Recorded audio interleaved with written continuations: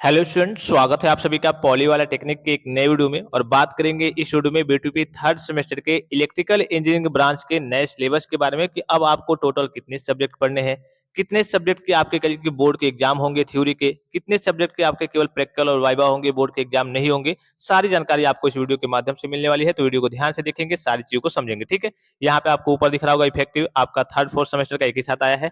नया आपको सिलेबस दिख रहा होगा यहाँ पे 2025-26 का। ठीक है, सभी बच्चों के लिए सिलेबस आ गया है। सभी बच्चों ने लगभग वीडियो अगर देख लिया होगा। सभी ब्रांच के बच्चों का सिलेबस आ गया है, जो नया सिलेबस आने वाला था। यहाँ पे देखिए, टोटल आपको थर्ड सेमेस्टर में कितने पढ़ने हैं? 6 सब्जेक्ट पढ़ने हैं। कितने सब्जेक्ट पढ़ने हैं? 6 सब्जेक्ट पढ़ने हैं। नाम क्या-क्या है? पहला है आपका basics of power generation system, ठीक है। दूसरा है आपका इलेक्ट्रिक मशीन फर्स्ट लैब, ठीक है। यहाँ पे दिख रहा होगा इलेक्ट्रिक मशीन फर्स्ट लैब, ये लैब यहाँ पे गलती से टाइप हो गया होगा। ये इलेक्ट्रिक मशीन फर्स्ट है और उसका ये लैब है नीचे आपको जो दिख रहा होगा, ठीक है। तो पहला सब्जेक्ट क्या है आपका? Basics of power generation systems है। फिर दूसरा है आपका इलेक्ट्रिक मशीन फर्स्ट, तीसरा है आपका इलेक्ट्रिकल सर्किट्स, चौथा आपका इलेक्ट्रिकल एंड इलेक्ट्रॉनिक्स मेजरमेंट्स, पांचवा है आपका इलेक्ट्रिक मशीन फर्स्ट लैब है, और छठा है आपका एडवांस स्किल सर्टिफिकेशन, ठीक है। ओपन इलेक्टिव सब्जेक्ट है ये आपका। टोटल कितने सब्जेक्ट है? 6 सब्जेक्ट है। अब इसका वेटेज कितना है, किस सब्जेक्ट का आपको बोर्ड का एग्जाम देना है, किसका केवल आपका प्रैक्टिकल वाइवा होगा, तो एक एक करके हम उसको देख लेते हैं डिटेल में थोड़ा सा, कि आपके डाउट्स वगैरह क्लियर हो जाएंगे। तो यहाँ पे इसका पूरा ओवरव्यू दिख रहा होगा थर्ड सेमेस्टर का, ठीक है। तो आपको दिख रहा होगा टोटल सब्जेक्ट आपके कितने हैं? 7 है। फिर यहाँ पे दो चीज दिख रहा होगा, ये और ये, इससे आपको कोई लेना देना नहीं है, ठीक है। यहाँ पे आपको दिख रहा होगा कोर्स टाइप में कौन सा थ्योरी का सब्जेक्ट है, कौन सा प्रैक्टिकल का सब्जेक्ट है, ये भी आपको देखने को मिल जाएगा। तो सबसे पहले हम आते हैं किस पे आते हैं? इंटरनल असेसमेंट पे। इंटरनल असेसमेंट होता क्या है ये थोड़ा सा समझ लीजिए, कि जो भी टीचर आपको जो सब्जेक्ट पढ़ाते हैं, ये आपका इंटरनल असेसमेंट हो गया। जैसे मान लीजिए कि आपका पहला ही सब्जेक्ट है basics of power generation systems, ठीक है। ये सब्जेक्ट जो टीचर आपको पढ़ाएंगे, तो भाई जाहिर सी बात है कि कुछ टेस्ट लेंगे, अटेंडेंस तो लेंगे ही लेंगे, कुछ टेस्ट लेंगे, कुछ प्रैक्टिकल वाइवा कराएंगे, तो उस बेस पे जो मार्क्स वगैरह दिए जाते हैं उसे हम क्या कहते हैं? इंटरनल असेसमेंट कहते हैं। अर्थात इसका सीधा मतलब ऐसे समझिए कि जो भी सब्जेक्ट जो टीचर आपको पढ़ाएंगे, तो उनके हाथ में इतने इतने मार्क्स होंगे। जैसे पहला सब्जेक्ट आपको दिख रहा होगा 40 नंबर के आपके टेस्ट वगैरह होंगे, तो अगर आप टेस्ट वगैरह अटेम्प्ट नहीं करते हैं, टेस्ट में सम्मिलित नहीं होते हैं, तो हो सकता है इसमें आपको बहुत कम नंबर मिले या फिर ना के बराबर मिले। इसमें आपका प्रैक्टिकल नहीं है, केवल टेस्ट वगैरह होगा। इसी प्रकार से इसमें भी आपका टेस्ट होगा।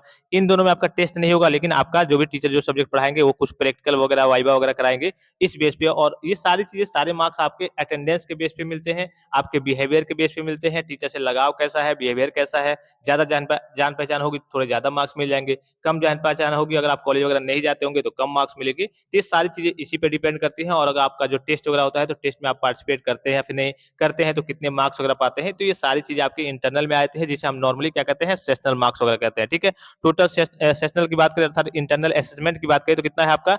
280 का है। अब बात कर लेते हैं मुद्दे वाली, जो मेन है आपका एक्सटर्नल असेसमेंट, ठीक है। ये आपका सबसे जरूरी होता है, जो आपका बोर्ड का एग्जाम होता है और बोर्ड के द्वारा आपके जो टीचर अलॉट होते हैं प्रैक्टिकल वाइवा के लिए, उसके लिए है। तो जो टोटल आपको बोर्ड का एग्जाम देना है, कितने सब्जेक्ट का देना है? बस आपको 2 सब्जेक्ट का देना है।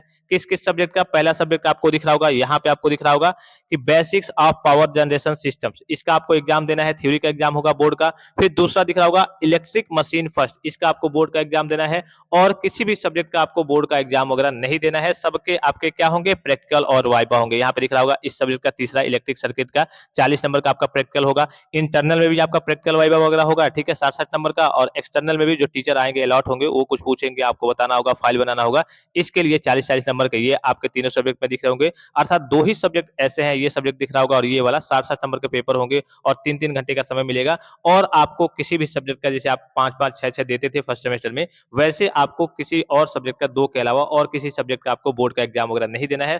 बस नॉर्मली आपके प्रैक्टिकल और वाइवा कराए जाएंगे।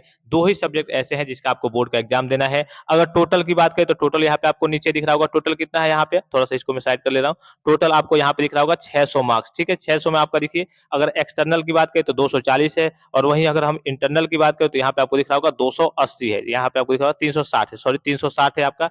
एक्सटर्नल इंटरनल असेसमेंट टोटल कितना है? 360 है। और एक्सटर्नल की बात करें तो 240 है। टोटल मिलाकर के आपका कितना हो गया? 600 हो गया। अब 600 में कितना आप प्राप्त कर पाते हैं, ये आपकी पढ़ाई के ऊपर डिपेंड करता है, कैसे आप स्टडी करते हैं, कॉलेज जाते हैं या फिर नहीं। क्योंकि सेशनल वगैरह आपके इंटरनल असेसमेंट के जो मार्क्स वगैरह हैं, वो काफी ज्यादा मायने रखते हैं। अगर आप कॉलेज वगैरह नहीं जाते हैं, टीचर से लगाव नहीं है, तो सेशनल आपको काफी कम मिलेगा, परसेंटेज आपका डाउन हो जाएगा। वही अगर कहिए कि अगर आप कॉलेज जाते हैं, इधर से अगर आपको अच्छे खासे मार्क्स देखने को मिल गए, तो भले ही एक्सटर्नल असेसमेंट में थोड़ा बहुत आपका पेपर खराब भी चला गया थोड़े बहुत में, क्योंकि 2 ही सब्जेक्ट है, तब भी कोई समस्या वगैरह नहीं आने वाली। क्योंकि ये 2 ही सब्जेक्ट है तो कोई समस्या समस्या आने वाली नहीं है। चलिए 2 पेपर थोड़ा-सा खराब भी हो गया, नंबर कम आए, बस पास हो गए, लेकिन इधर से अगर आपके मार्क्स वगैरह मिल जाएँगे तो आपके परसेंटेज वगैरह अच्छे खासे बनेंगे, मैनेज हो जाएँगे। तो आई होप कि ये वीडियो आपको काफ़ी ज़्यादा हेल्पफुल और इन्फॉर्मेटिव लगा होगा और किसी प्रकार का संदेह हो, कोई भी जानकारी चाहिए तो आप कमेंट बॉक्स में कमेंट करके पूछ सकते हैं। फिलहाल इस वीडियो में इतना ही, इजाज़त दीजिए। धन्यवाद। Thanks for watching. मिलते हैं नेक्स्ट वीडियो में।